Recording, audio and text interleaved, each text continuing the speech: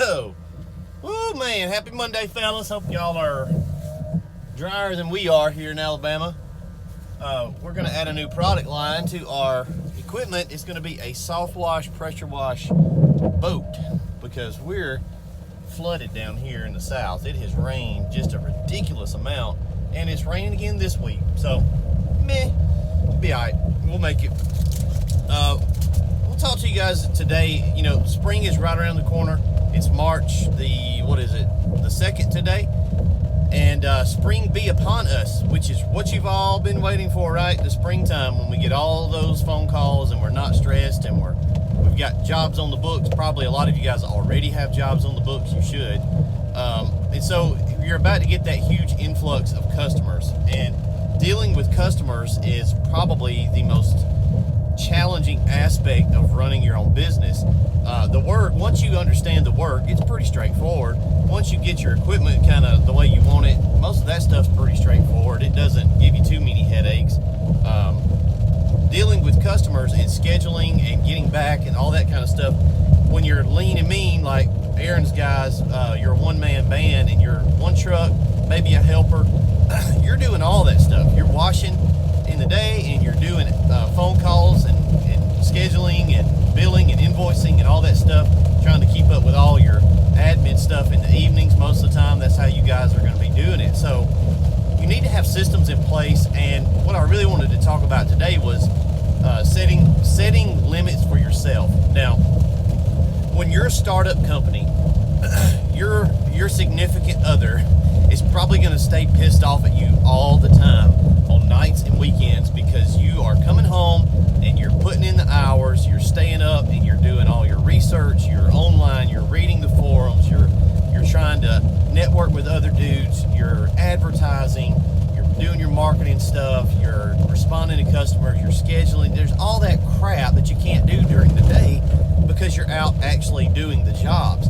And it's going to get old. It's going to get old. Now, to you, if you're like me, you didn't even really realize how many hours a day you were putting into your business. And when you're first starting out, guys, that is important. You've got to make some sacrifices if you want to grow your business. And honestly, some of that's going to be a little bit of family time. You know, it is what it is. And so you don't want to just completely not see your family and not spend time with your wife or your kids because you're going to get divorced and your kids are going to hate you. But you're going to put in some hours, right? And so where we're at as a company is we're a little bit past that hump there. I've done that. I've done the long hours thing. I've killed myself on the wash truck. That's what I'm talking about. And so now it's kind of like I'm going to manage my time a little better. I don't need to put in 100 hours a week to get to where I need to be. Thankfully, because I've done that grind. Now you can keep pushing that grind. You can stay on that and keep growing your business, but there's going to come a point where your business gets to kind of where you want it to be at, and you just maintain it there, and you're not having to pump every waking hour you have into your business.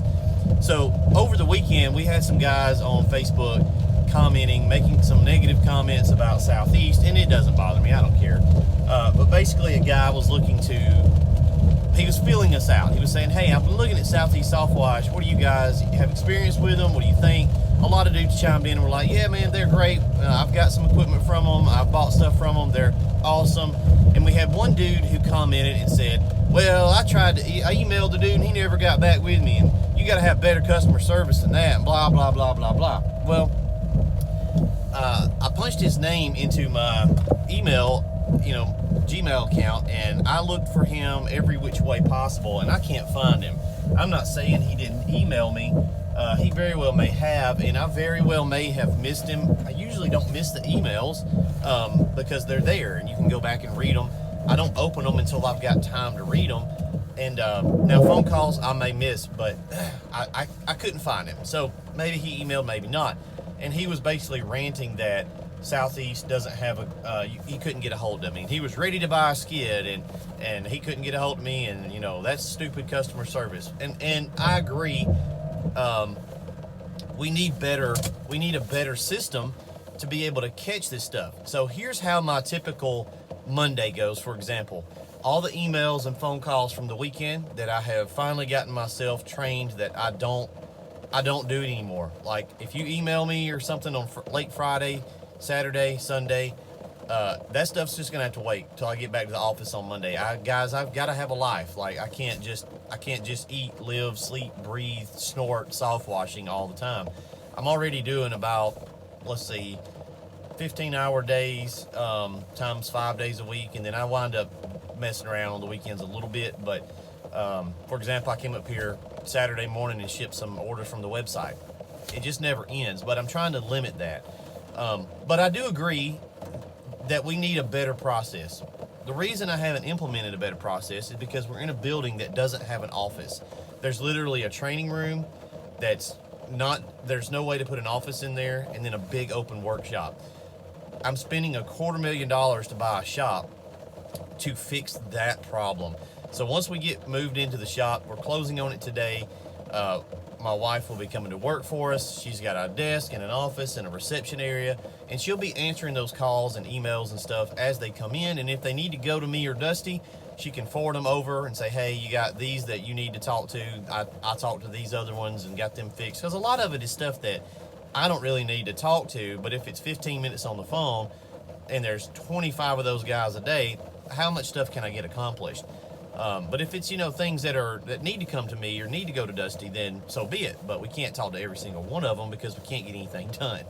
But a typical Monday for me, before I even get out of the house, 7:45, 8 o'clock, I've already gotten, a dozen phone calls, 7 or 8 texts, and that's not even emails that are rolling in. And so busy is good. It's great. Like, that's what you want to happen. You want your phone to ring. You want emails to come in. But guys, just bear with us. We're kind of a small, maybe crossing over to the medium size, and we've got growing pains. We try our absolute best to have quick response times and get back with people, but the appeal of working with a small business is usually their prices are cheaper. Their prices are cheaper because they don't have all this payroll and all these employees answering the phones and doing that stuff. And so when you want to buy some equipment from somebody because the price is much cheaper than this other guy, well, realize that other guy, their equipment is great too, but they probably got 3 or 4 people just answering the phone, and so they have to charge more because they've got more overhead. We don't have as much overhead, and we're trying to find that balance. So you guys need to find that balance as well. You've got to be able to, don't give yourself to a career, a business, even if it is your own business, to the point where you lose your family. What profiteth a man if he gain the whole world and lose his own soul? Sundays, we don't do anything but church on Sundays. I'm not washing nothing. I'm not advertising. I'm not answering the phone unless it's like legit, really an important phone call. Memorize this phrase. A failure in planning on your part does not constitute an emergency on my part. And that's absolutely true. If you fail to plan and you got a problem, that is not an emergency for us. And so you have to be that way. Once you start, you'll understand it. The more customers you get, everybody's got an emergency. You're going to get this call. Hey, I've got a birthday party Saturday. I totally forgot. Can you guys come wash my house Friday? Well, maybe you can, maybe you can't. And a failure in planning on their part doesn't mean that you run out there and, sacrifice your life to make them happy, because they're guys. Now, you can charge accordingly and make money there, but there's always going to be an emergency, okay? And you kind of have to find a plateau in your business and just maintain it right there. Hope you guys have a great Monday. Let's go to the shop and get rained on some more. So I hope y'all have a great day. We'll check in with you later. Holla.